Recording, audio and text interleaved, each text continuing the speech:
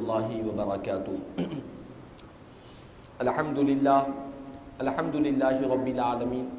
والصلاة والسلام علی سید الانبیاء والمرسلین وعلی آلہ الطیبین الطاہرین واصحابہ الاکرمین الافضلین وعلی من والاہم وتبعہم وسار علی نہجہم واستنى بسنتهم إلى يوم الدين، أما بعد فقد قال الله تبارك وتعالى في شان عظمة حبيبه الكريم: أعوذ بالله من الشيطان الرجيم، بسم الله الرحمن الرحيم، إن الله وملائكته يصلون على النبي يا أيها الذين آمنوا صلوا عليه وسلموا تسليما، اللهم صل على سيدنا مولانا محمد وعلى آل سيدنا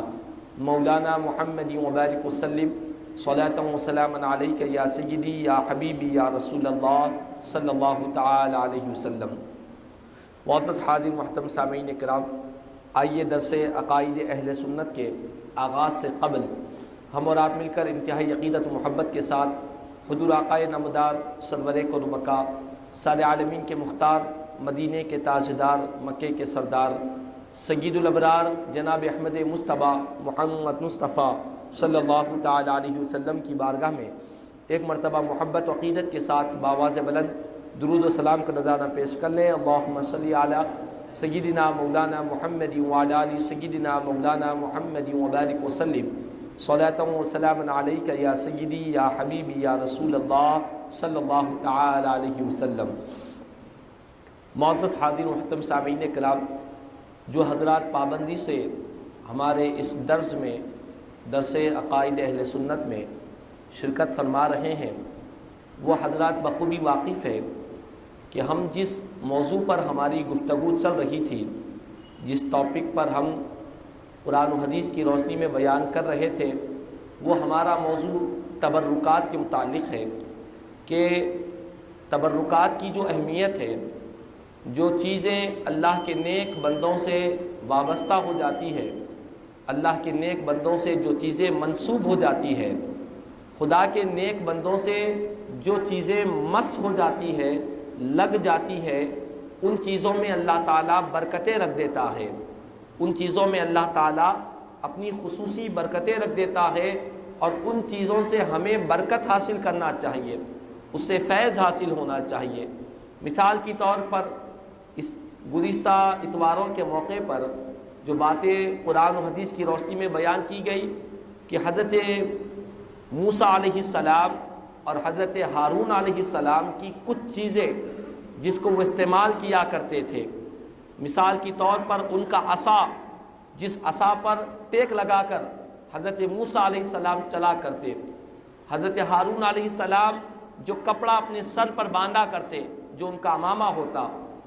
اور اسی طرح حضرت موسیٰ علیہ السلام سے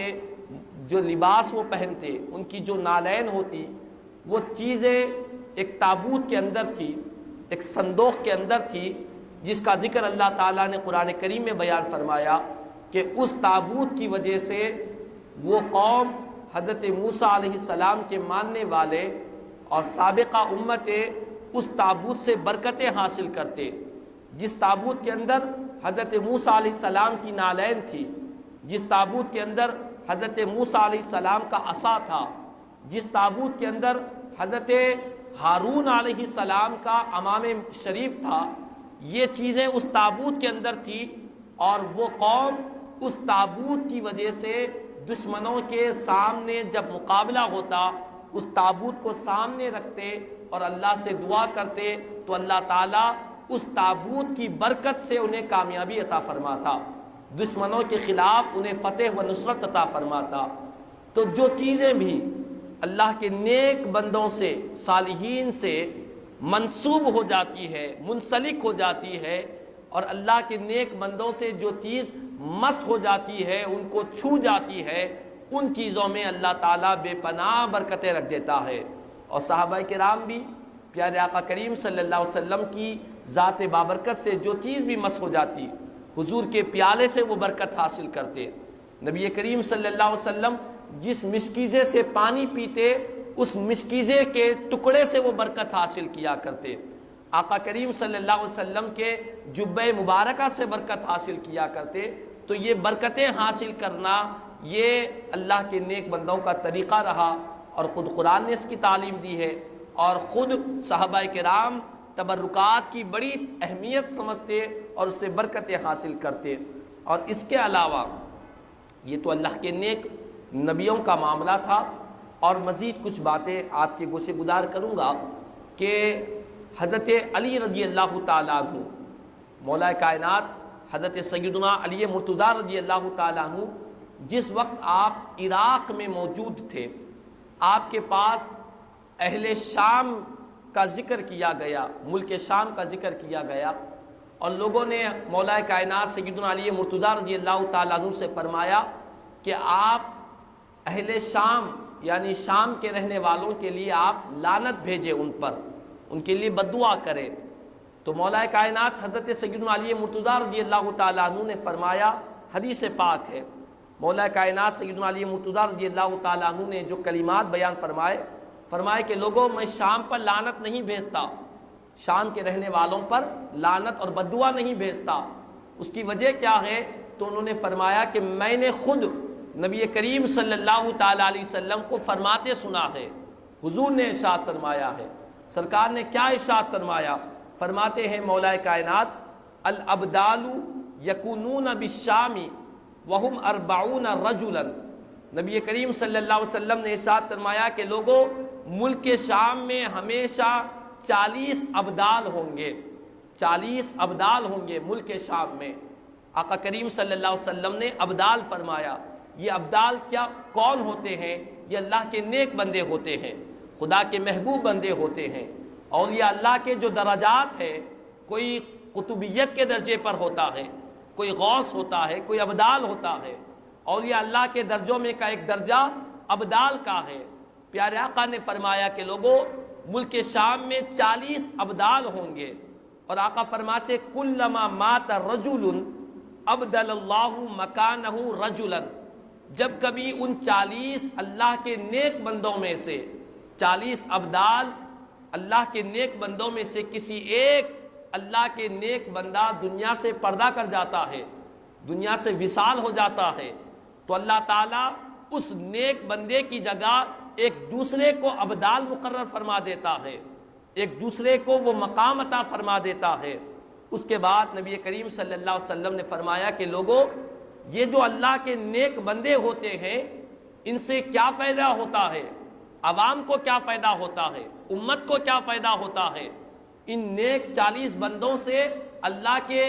نیک بندوں سے خدا کے عام بندوں کو کیا فائدہ ہوتا ہے؟ تو آقا فرماتے ہیں سنو،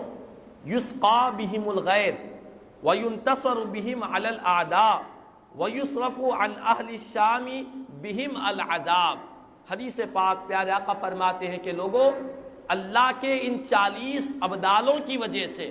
خدا کے ان نیک بندوں کی وجہ سے، اللہ تعالیٰ ان بندوں کے صدقے اور طفیل میں اللہ تعالیٰ آسمان سے بارش کو نازل فرماتے ہیں، بارش کا نزول ہوتا ہے ان نیکوکار بندوں کی وجہ سے۔ اور آقا فرماتے ہیں یہی نہیں، بارش کا بھی نزول ہوتا ہے اور دشمنوں کے خلاف اللہ تعالیٰ کامیابی عطا فرماتا ہے، اور ان نیک بندوں کی وجہ سے اللہ تعالیٰ عذاب کو ٹال دیتا ہے، عذاب کو پھیر دیتا ہے۔ تو معلوم یہ ہوا حدیث پاک میں، یہ حدیث پاک مسند احمد بن حنبل کی حدیث پاک ہے، اور امام طبرانی نے المعجم الکبیر میں اس حدیث کو نقل فرمایا، اور اسی طرح مجمع الزوائد و منبع الفوائد کی بھی حدیث پاک ہے۔ تو اس حدیث کی روشنی سے معلوم یہ ہوتا ہے کہ بارش کا نازل کرنے والی ذات تو اللہ کی ذات ہے، بارش کی حقیقت میں نازل کرنے والی ذات، بندوں کو بارش سے سیراب کرنے والی ذات تو اللہ کی ذات ہے، لیکن جب اللہ کے نیک بندے جس بستی میں موجود ہوتے ہیں، جس مقام میں، جس شہر میں، جس زمین کے خطے میں خدا کے نیک اور پیارے بندے ہوتے ہیں، اللہ تعالیٰ ان کی وجہ سے بارش کو نازل فرماتا ہے۔ خدا کے نیک بندے بارش کے نازل ہونے کا سبب بن جاتے ہیں، خدا کے نیک بندے عذاب کے، خدا کے عذاب کے ٹل جانے کا سبب اور ذریعہ بن جاتے ہیں، اور اللہ کے نیک بندوں کی وجہ سے اللہ تعالیٰ دشمنوں کے خلاف کامیابی عطا فرماتے ہیں۔ یہ حدیث پاک کا عقیدہ ہے۔ اور اسی طرح آج ہم دیکھتے ہیں بہت سارے لوگ کہتے ہیں کہ ہم کسی مصیبت میں کسی بارگاہ میں گئے اور جب کوئی تکلیف آئی فلاں مصیبت میں بارگاہ میں گئے اللہ کے ولی کی آستانے میں حاضری دیے تو اللہ نے ہماری مصیبت کو ٹال دیا. تو بعض لوگ کہتے ہیں کہ اس طرح کہنا شرک ہے کیونکہ مصیبت کو ٹالنے والا اللہ تعالیٰ ہے اور کسی غیر کی طرف مصیبت کے ٹل جانے کی بات کر دینا یہ شرک ہو جاتا ہے. لیکن یہ حدیث پاک ہے جس کو پیارے آقا نے عقیدہ دیا کہ لوگوں مصیبتیں ٹلانے والی ذات تو خدا ہی کی ذات ہے، لیکن جو خدا کے لاڈلے بندے ہوتے ہیں، خدا کے پیارے ہو جاتے ہیں، جو فرائض اور نوافل ادا کر کر راتوں میں نیند کو چھوڑ کر اللہ کی بارگاہ میں رجوع رہتے ہیں، خدا کی بارگاہ میں گریہ وزاری کرتے ہیں، ایسے نیک بندوں کی وجہ سے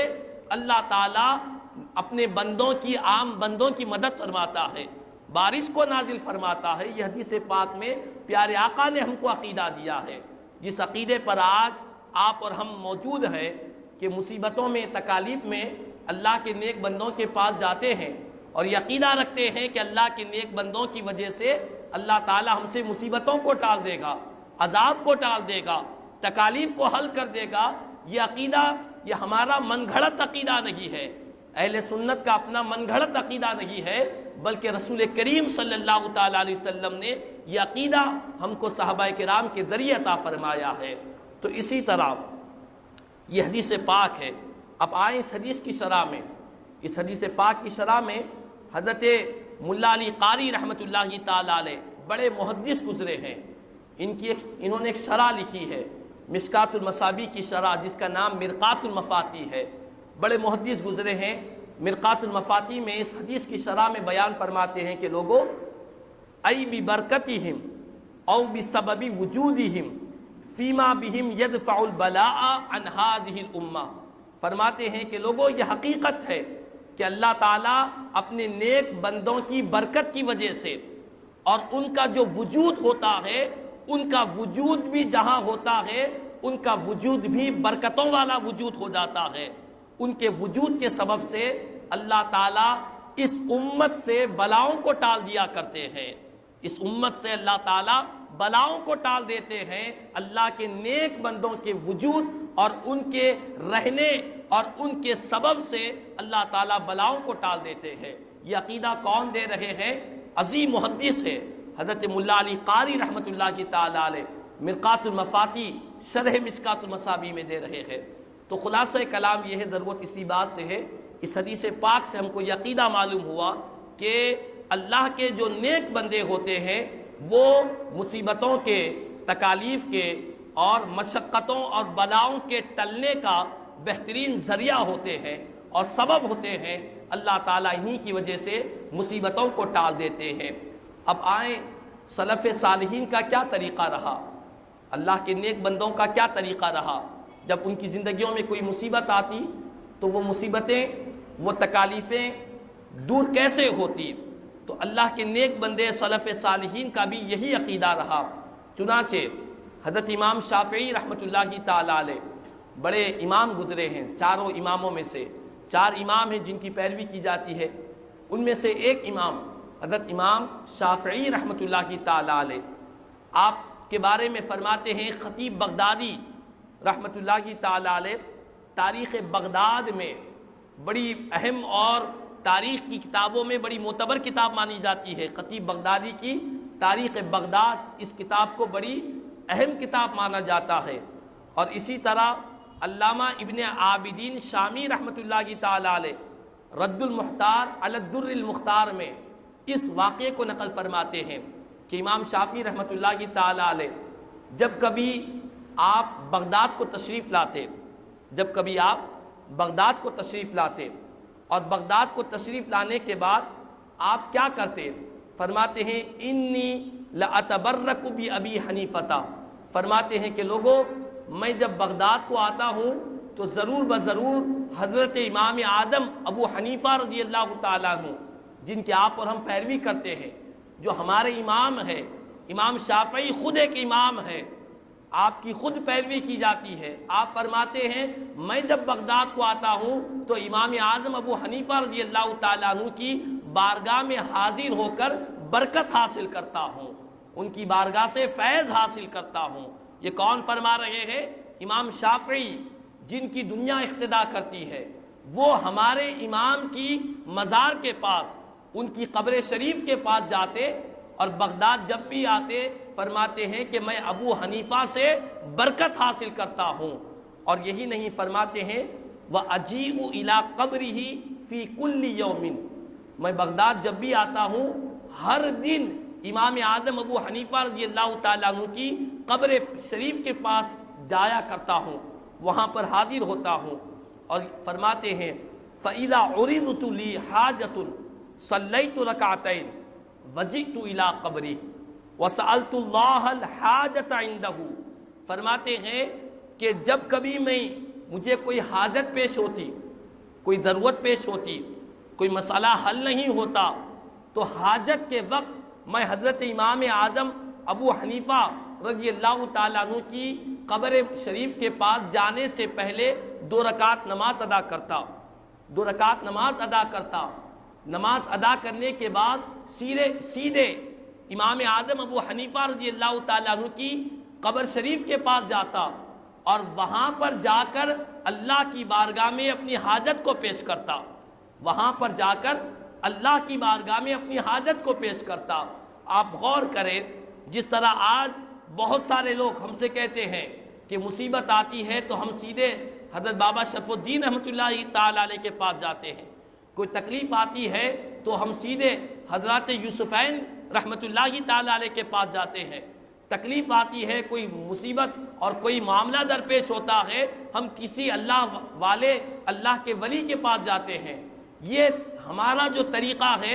غور کریں، یہی طریقہ امام شافعی کا طریقہ ہے، یہی طریقہ امام شافعی رحمۃ اللہ تعالیٰ علیہ فرماتے ہیں کہ جب کبھی مجھے کوئی مصیبت آتی ہے 2 رکعت نماز ادا کرتا ہوں اور سیدھے امام اعظم ابو حنیفہ رضی اللہ تعالیٰ عنہ کی قبر شریف کے پاس جاتا ہوں اور وہاں پر جا کر اللہ کی بارگاہ میں اپنی حاجت کو پیش کرتا ہوں۔ معلوم یہ ہوا کہ جہاں پر آپ نماز پڑھے وہیں پر بھی اللہ سے دعا کر سکتے۔ اللہ تعالیٰ کا وعدہ ہے وَنَحْنُ أَقْرَبُ إِلَيْهِ مِنْ حَبْلِ الْوَرِيدِ، میں میرے بندے کی شہرک سے زیادہ قریب ہوں۔ یہ خدا کا اعلان ہے، جانتے ہیں کہ اللہ تعالیٰ شہرک سے زیادہ قریب ہے، خداوند قدوس کی بارگاہ میں دعا کہیں بھی کر سکتے ہیں، لیکن جانتے یہ بھی ہے کہ جہاں اللہ کے نیک بندے ہوتے ہیں، جس جگہ خدا کے نیک بندے آرام کر رہے ہوتے ہیں، وہاں پر جا کر اپنے دکھڑے کو بیان کرنا، اپنی حاجت کو بیان کرنا، یہ اللہ تعالیٰ ضرور بضرور اپنے نیک بندوں کے مقام کی برکت سے دعاؤں کو قبول فرما لیتے ہیں۔ جہاں پر خدا کے نیک بندے آرام کر رہے ہیں، ان نیک بندوں کی آرام کی برکت سے، ان کے وجود کی برکت سے، ان کے آرام فرمانے کی وجہ سے اللہ تعالیٰ بندوں کی دعاؤں کو قبول فرما لیتے ہیں۔ گھر میں بھی دعا کرتے ہیں، اللہ ہی سے کرتے ہیں، اللہ ہی حقیقت میں دعاؤں کا قبول کرنے والی ذات اللہ کی ذات ہے، لیکن اللہ کے پیارے بندے، خدا کے نیک بندوں کی بارگاہوں میں جا کر دعا کرنا، ان کے آستانوں میں جا کر دعا کرنا، ان کی قبر مبارک کے پاس کھڑے ہو کر دعا کرنا، جب وہ دعا اللہ کی بارگاہ میں مانگی جاتی ہے تو اللہ تعالیٰ اپنے فضل و کرم سے اس دعا کو ضرور قبول فرما لیا کرتے ہیں۔ یہ عقیدہ کون دے رہے ہیں؟ آج کے ہمارے کسی درگاہ کے مجاور کا عقیدہ نہیں ہے، بلکہ امام شافعی رحمۃ اللہ تعالیٰ علیہ وقت کے امام ہیں، بڑے بڑے علماء، محدثین، شارحین، اکابرین جن کی پیروی کرتے ہیں، بڑے بڑے علماء جن کی تقلید کرتے ہیں، بڑے بڑے محدثین جن کی مسلک کو اپناتے ہیں، وہ امام شافعی رحمۃ اللہ تعالیٰ علیہ عقیدہ دے رہے ہیں کہ لوگوں، جب مجھے کوئی حاجت پیش ہوتی میں 2 رکعت نماز ادا کرتا ہوں اور سیدھے امام اعظم ابو حنیفہ رضی اللہ تعالیٰ عنہ کی مزار پاک پر حاضر ہوتا ہوں اور وہاں جا کر دعا کرتا ہوں، اللہ سے اپنی حاجت کو پیش کرتا ہوں۔ اس کے بعد کیا ہوتا ہے؟ اللہ سے حاجت تو پیش کر دیے، کیا ہوتا ہے؟ تو امام شافعی رحمۃ اللہ تعالیٰ علیہ فرماتے ہیں قسم بخدا اپنی حاجت کو پیش کر کر